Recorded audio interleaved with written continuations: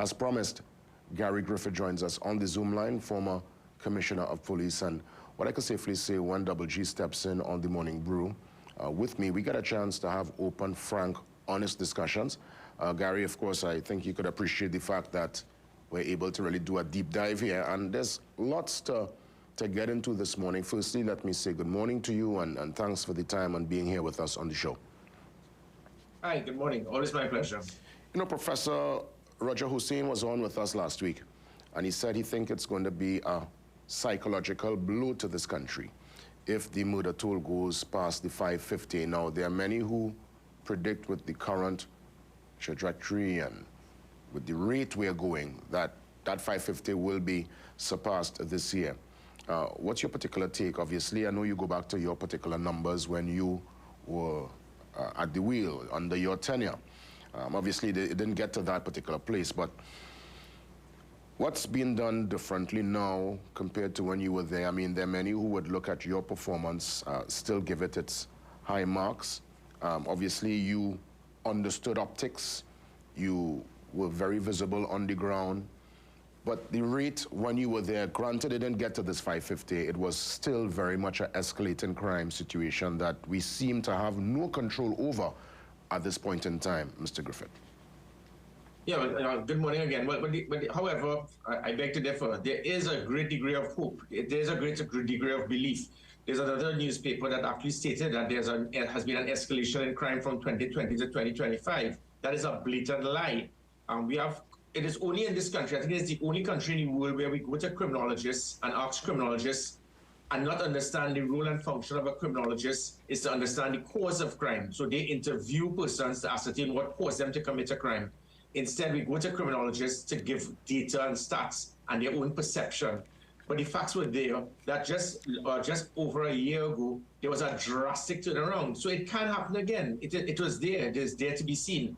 At my last year, August 20 to 2021, there were 342 murders for that year.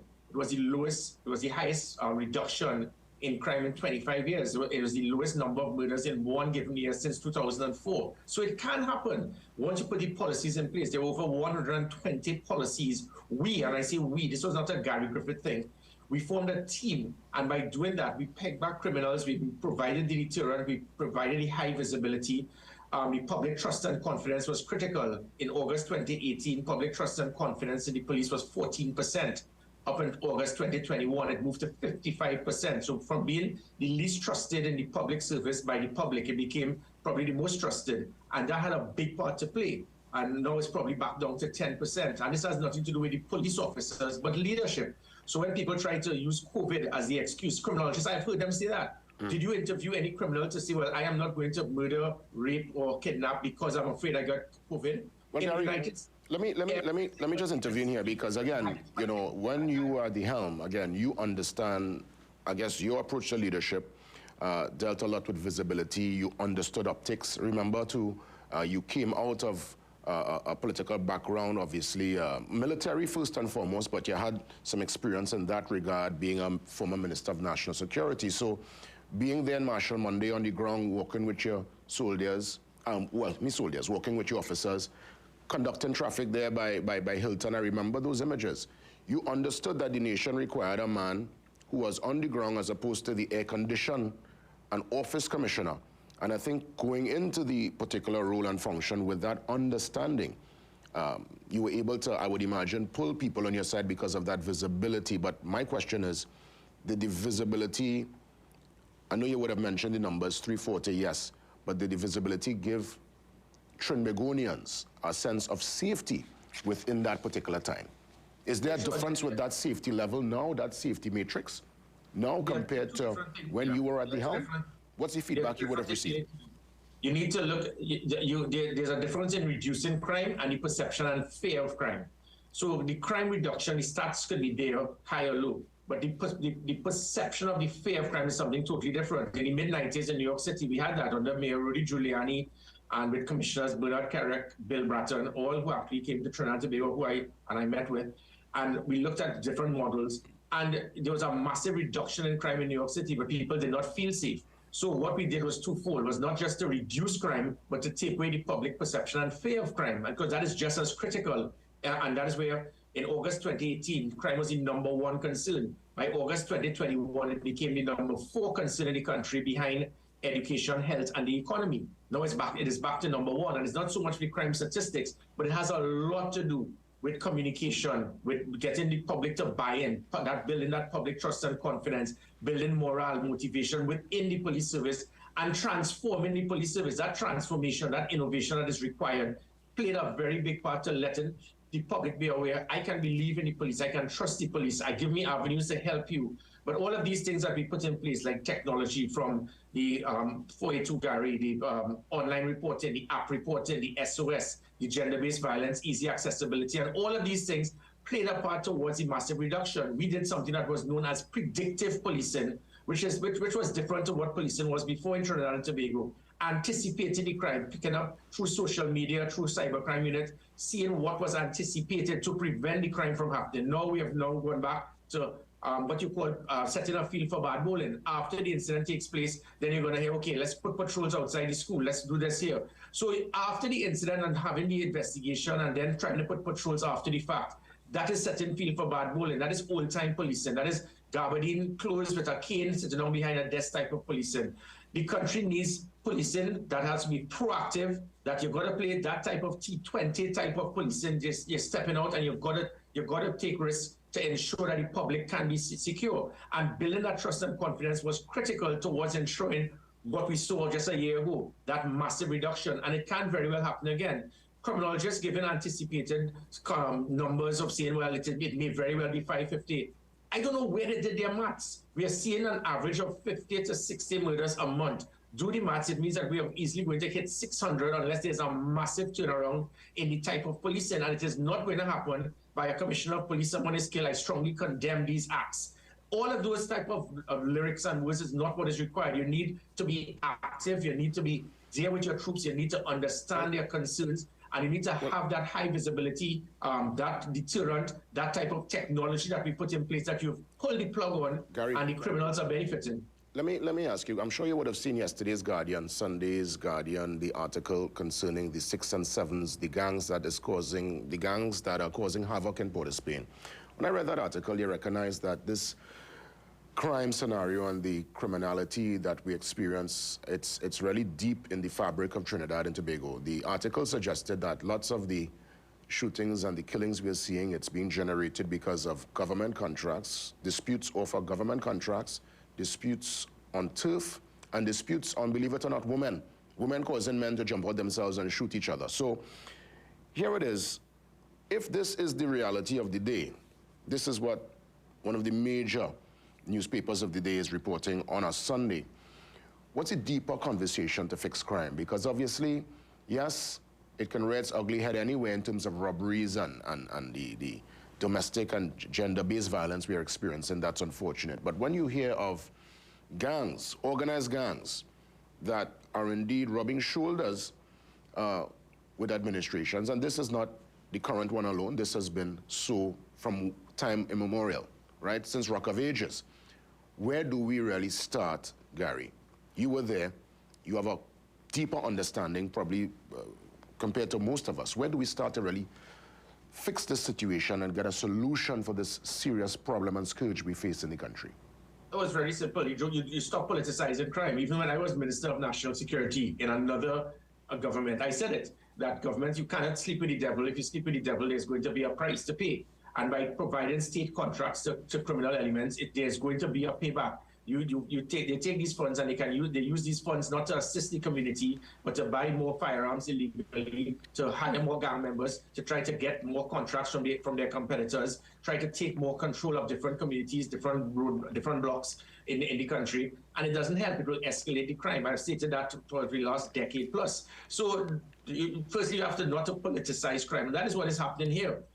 When I was Minister of National Security, I spoke constantly with opposition members to understand the concerns, especially if it is that crime was in their specific area. And that is the difference now. Now we have a present Prime Minister and a present Acting Commissioner of Police that will block me on their phone. That is how childish and petty we have reached in our country, not understanding that the criminal elements are not those who have a red or yellow or blue party card in their back pocket, But we have so politicized the country, even by dividing the country, we have now caused the criminal elements to benefit. That is what we need to do. We need to circle the wagons. I did that as a Minister of National Security, and at that period it was the highest reduction in serious crime in 20 years. As Commissioner, became the highest reduction in violent crime in 20 years. That is what you need to do. When you hold the post, do not politicize crime, and that is what is happening, unfortunately. Jay, we have seen it constantly. Anytime when the PNM were out of office in 2010, many things that they were implementing to assist in national security were shut down and dismantled for whatever reason. As security advisor, I made recommendations. As minister, I brought some of those things back.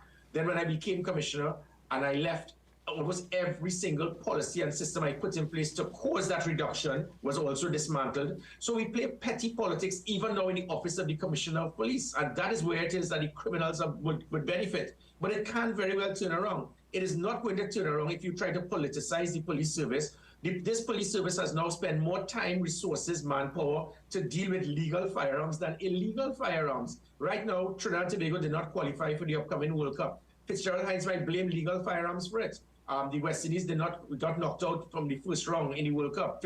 Jacobs might blame legal firearms for that. We have 70 police officers assigned to investigate legal firearms when over 98 to 99% of all murders committed by firearms in the last 5 years have been by illegal firearms. So that is it, as simple as I can put. If you continue to politicize the police service and not utilize the resources where it belongs, we will pay the price. What you need to do is to peg back. I had the same situation as commissioner. There were criminal elements, there were gangs. You put your foot down, you peg them back, you provided the deterrent, you provided the high visibility, you ensure the rapid response, you got the public to buy in, you started getting calls to assist you, and then get the gangs to understand, listen, enough is enough. And if it is you don't do that, you don't fight back, you don't push back, you are going to pay the price. Gary, let's take a quick pause. We'll come back and continue the discussion. Definitely, you've brought up the issue of the firearm, the FUL. We'll get into that. And also, you mentioned that word pettiness and people being petty.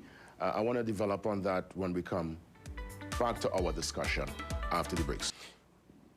You mentioned the FUL situation. Of course, that I know is before the court, and there's lots happening in that regard. But in terms of pettiness, when you said that earlier, I told myself, you know, that word itself, it's almost like an equal opportunity game, because there are many looking on, the public looking on, could accuse all parties involved, including yourself, of being that way, because obviously we are seeing so much being played out in the public domain. We're seeing sometimes even confidential conversations coming into the fray.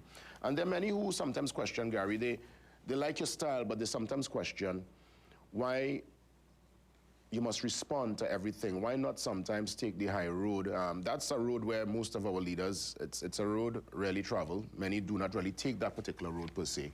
I know you would have told me in a previous conversation that you will always counterpunch. If somebody comes at you, you will come back. But looking back at everything now and where we stand at this particular point in time, would you have done anything differently, or is that a particular strategy and plan that you will continue to bring to the table, where you will counterpunch and bring confidential conversations into the mix? Yeah, no, I would have, if I could look back at my past, yes, I do agree that maybe I would have done things differently. I should have counterpunched even harder and hit back harder. Because one thing I stand for is my name, my credibility, and my character. And if it is that you in any way want to smear it, you better come and make sure it is fact. Don't lie. Because this whole thing started with lies, and in fairness to the Prime Minister, he was misled. I remember when David West, the director of the PCA, said that the biggest gang in the country was within the police service, and he was condemned by arms in the police service because the vast majority of police officers are good, hardworking, dedicated officers, and it showed by the massive turnaround in crime. Unfortunately, there's a team in their unit that they have benefited tremendously by criminal activity. When it is that we had police officers in specific areas, I was able to extract them from locations because they were protecting gangs. Some of them were involved in FUL corruption. They were involved in $140 million per year in overtime racket. When I was able to remove them, they went and whispered to our Prime Minister's ear, and he went and took the bait.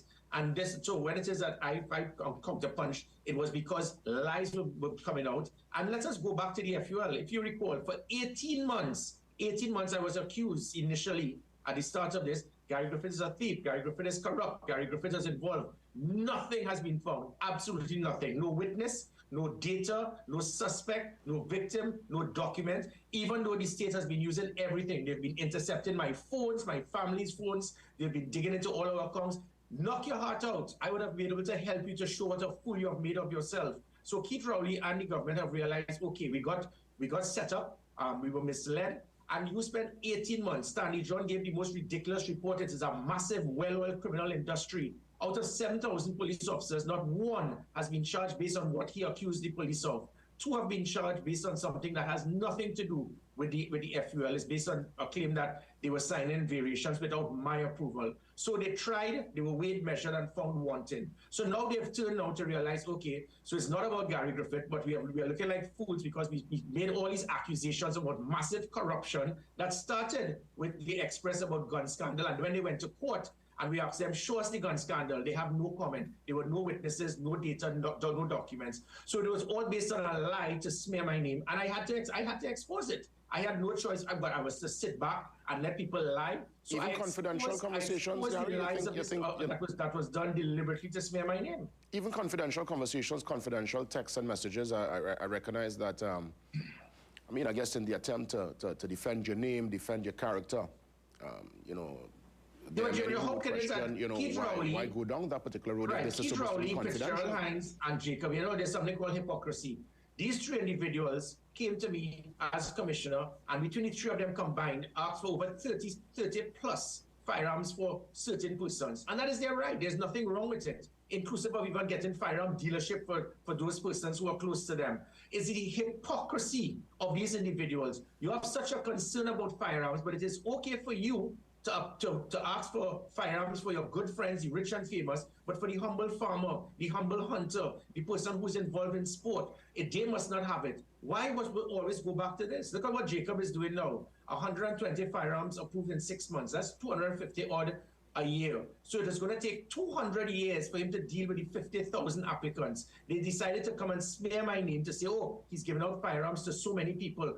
0.1% of the country every year receive firearms from me. And half of that were for police officers, sailors, fire officers, prison officers, past and present, whose lives were at risk. And that is what you try to smear me on and then try to blame legal firearms. For in my 3 years, not one legal firearm was used for a crime or used for a murder, because we put specific things to ensure that legal firearms must be used to help the law-abiding citizens if the state is unable to defend themselves. So the fact of the matter is, you can't be coming and smear my name and expect me to come back and sit back and watch the hypocrisy by these individuals when it is you're pumping to get firearms for your close friends, associates, and whoever. And then when the humble persons who need to protect themselves, protect their crops, protect their family, protect their agricultural supplies, and you're saying that they must not have it because there's a major concern about legal firearms. Let me quickly add, the nonsense being made to say that there's a concern with legal firearms causing murders. Every single legal firearm is tested through ballistic testing with the grooves in the barrel. So all of the murders that you are seeing, if at any time it was a legal firearm, it will be picked up immediately from the forensic department. Not one of these murders committed, the 400 murders or this year and the hundreds of murders every year for the last 4 years, that was able to be pinpointed by a legal firearm. So to speak about the 108 incidents, you notice they didn't say criminal activities. Not how many persons that have a FUL were charged out of this 108. Most of this were police officers or soldiers who had negligent discharges in their stations, who lost their weapons, or law-abiding citizens who used their firearms to defend themselves. So he's tabulating all this in the hope that he could say, look, we have a problem with legal firearms, when obviously every single person in the country can see that illegal firearms has proven to be the catalyst towards the major number in crime in the country. Gary, we have about 2 minutes again before we wrap things up.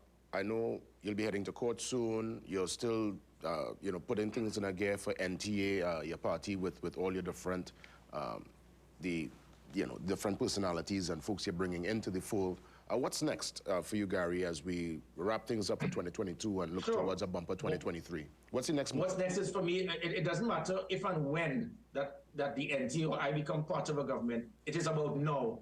The country needs to circle the wagons and work together as a team now. I do not want Keith Rowley to fail. I do not want the government to fail. I do not want the police service to fail.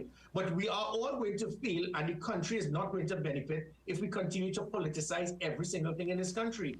We have the template. The team that we had turned around national security, turned around crime, and the country believed in it. I am available at any time to show it, Mr. Keith Rowley. I am not here. I am not the enemy, brother man. I am here to help the country. But if you want to continue to politicize crime, you are going to pay the price by being known as the prime minister with the highest number of murders. The first time is going to be 600 in the history of Trinidad and Tobago. Understand who is the enemy and understand who you can use to help you in your job and your role and function as a prime minister. Some are saying 550. You actually said 600. You think we could actually get to a place of 600 murders in this country, Gary? Well, you know, just in October, November last year, it was 60 odd. And that was in a period where there was still COVID, still state of emergency, and still public health regulations. So the nonsense being made by people that the reason there was a massive reduction under my watch was because of COVID.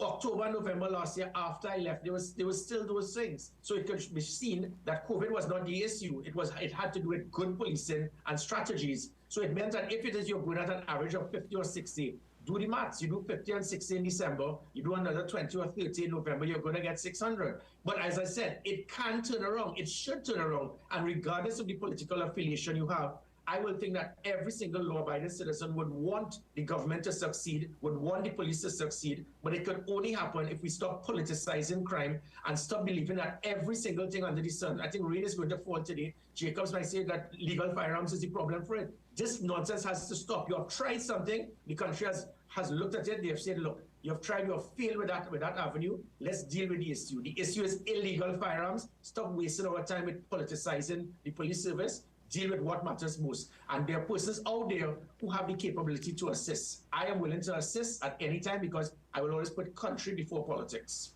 Gary, I want to thank you for the time, and we will touch base soon. My pleasure. Thank you.